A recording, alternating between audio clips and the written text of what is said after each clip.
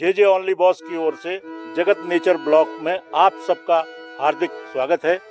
आज मैं गंगोली हाट के करीब मणकनाली से भामा के बीच के रास्ते में एक पर्वत शिखर पर हूँ और ये सूर्यास्त का समय है और इसमें कुछ अगर हिमालय पर्वत हम लोगों के बैकग्राउंड में दिख रहा हो तो ये हम सब के लिए एक सौभाग्य की बात है।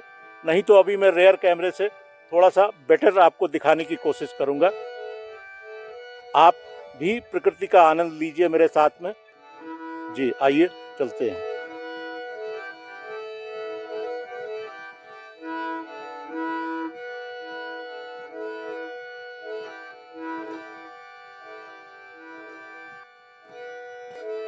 देखिए आपके सामने अब पर्वतराज हिमालय की एक जबरदस्त छवि वो दिखाई दे रही है पर्दे पर। ये हम त्रिशूल पर्वत को देख रहे हैं। उसके बाद नंदा देवी ईस्ट, नंदा देवी वेस्ट भी ये सामने है। जो आपको एक पहाड़ी दिख रही है उसके ऊपर हल्की सी गोलाई में प्रोजेक्शन आपको दिख रहा होगा, ऊंचा गोल।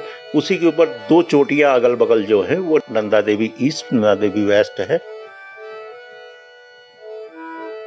चौखंबा भी यहाँ से दिख रहा है और पूरी पर्वत श्रृंखला ये दिख रही है। इधर देखिए जो ये पेड़ है जो सामने पर्दे में दिख रहा है उसके ऊपर ये पंचचूली का सबसे ऊंचा वाला, देखिए आप जूम करने के बाद देखिए ये आपको और स्पष्ट दिख रहा होगा। अगर संभव हो सके तो इसको कंप्यूटर या आप टीवी की स्क्रीन पर देखें तो आपको स्पष्ट रूप से हिमालय पर्वत दिखाई देगा। संध्या काल है, सूर्यास्त का समय है। सनसेट से जो एक खूबसूरती हिमालय पर्वत की होती है वो निखर रही है। और ये भी देखिए आप, हमारे और हिमालय के बीच में कई पहाड़ छोटे छोटे हैं वो दिखाई दे रहे हैं। अभी आपने देखा ये पहाड़ में किस तरह का जीवन है। हिमालय पर्वत को आप देख रहे हैं, यहाँ पर वाहनों की संख्या कम है, काफी कम वाहन आते हैं, तो यहाँ की हवा शुद्ध है।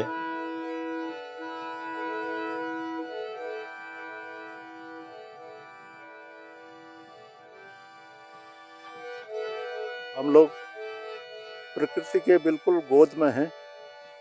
आप ये समझिए कि इस इंटीरियर तक पहुंचना आसान नहीं है और जाड़े का मौसम है। जिस रास्ते अभी हम लोग ट्रैक करके आए हैं, रास्ते में 2-3 पैच ऐसे भी पड़े कि हमें लगा कि हमें फ्रीजर में डाल दिया गया है, इतनी ठंड थी। क्योंकि वहाँ पर पाला पड़ता है, ओस पड़ती है। ये स्थान गंगोली हाट मार्केट से हनेरा होते हुए माँ चामुंडा के किनारे से चोडियार गांव, उसके बाद मणकनाली, फिर जो है भौतई कहते हैं, भौतली एक स्पॉट है, तिराहा है।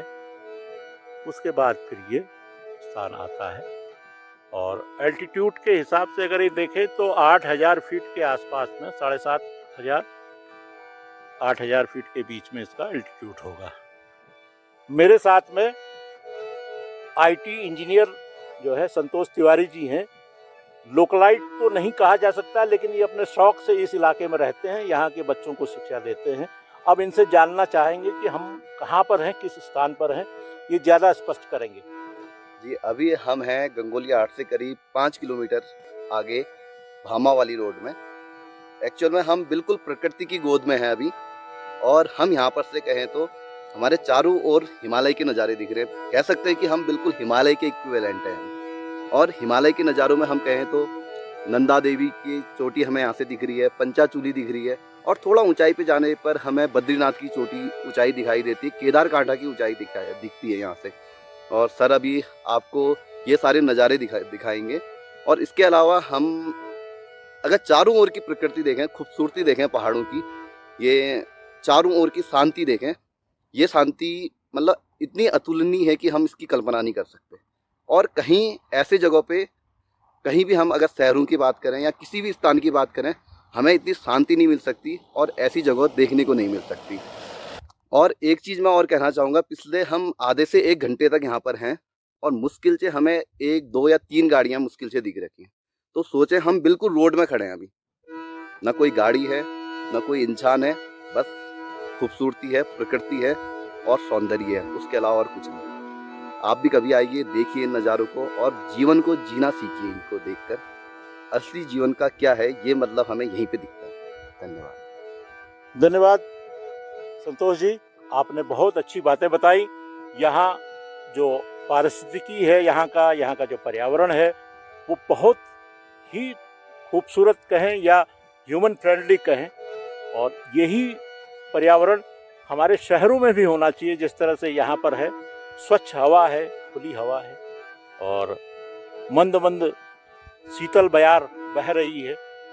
और ये जो पर्यावरण है, इसी की डिमांड तो आज हम कह रहे हैं। आज हम दुनिया में यही कह रहे हैं कि भाई, जो ग्लोबल वार्मिंग हो रही है, प्रकृति बदल रही है, प्रकृति का चक्र बदल रहा है, तो उसी के दुष्परिणाम हैं। लेकिन आज भी हमारे उत्तराखंड में, देवभूमि में कुछ स्थान ऐसे बचे हुए हैं जहाँ पर पर्यावरण सुरक्षित है, जहाँ की आबोहवा बहुत अच्छी है, स्वास्थ्यदायक है।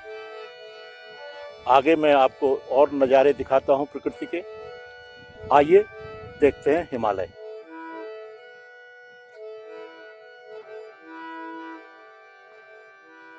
जो ये देख रहे हैं आप, ये कुछ देर पहले, करीबन आधा पौन घंटा पहले, सूर्यास्त से आधा पौन घंटा पहले का लिया हुआ व्यू है।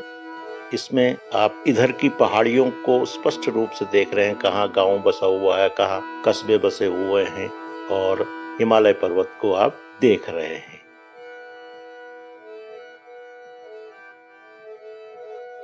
हिमालय को यूं ही जो है भारत का मुकुट या सरताज नहीं कहा गया है। ये कई तरह से हम लोगों को फायदा पहुंचाता है। सबसे बड़ा फायदा तो हम देख ही रहे हैं, 2020 से जो तिब्बत पर कब्जा किया हुआ चाइना है, वो अब हमारी तरफ को, हमारे क्षेत्रों में आंख गड़ा रहा है। लेकिन पर्वतराज हिमालय है कि वो उनकी दुश्वारियों को कम नहीं होने देता है और हमारे जवानों का, हमारी सेना का ये हौसला बढ़ाता है। क्योंकि चीन की तरफ, यानी कि तिब्बत में उस तरफ पठारी क्षेत्र है, वो थोड़ा सा मैदानी इलाका है, लेकिन जो ये हमारी सरहद है, सीमा है, इसको लांघ पाना उसके लिए आसान नहीं है। ये देखिए इस तरफ को, चूंकि सूर्यास्त से आधा पौन घंटा पहले का ये दृश्य है, तो ये किस तरह से गांव बसे हुए हैं ऊपर क्षेत्रों में।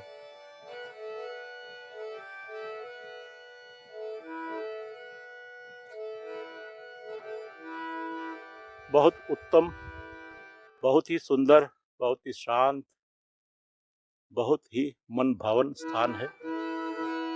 सूर्यास्त का समय है।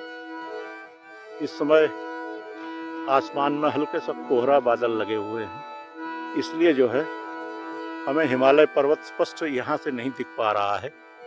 और एक चोटी मैं पहले दिखाने का प्रयास किया है। और हिमालय को यूं ही देवभूमि नहीं कहा जाता है।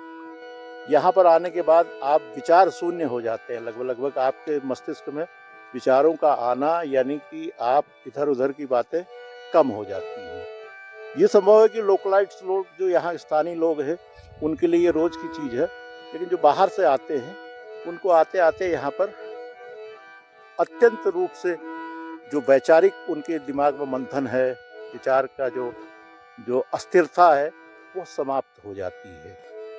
और प्रकृति का यही आनंद है, प्रकृति की गोद में आना, वो यही एक अच्छाई देता है कि जहाँ पर मनुष्य को भटकने से रोक देती है प्रकृति। यही कुदरत है, यही हो सकता है सुपर पावर हो। हम लोग देवभूमि में हैं। ये ब्लॉग अगर आपको अच्छा लगे तो कृपया इसको लाइक करें, शेयर करें। जिन लोगों ने जगत नेचर चैनल को सब्सक्राइब नहीं किया है, कृपया सब्सक्राइब कर लें। इन्हीं कुछ शब्दों के साथ बहुत बहुत धन्यवाद। जय देव। धन्यवाद।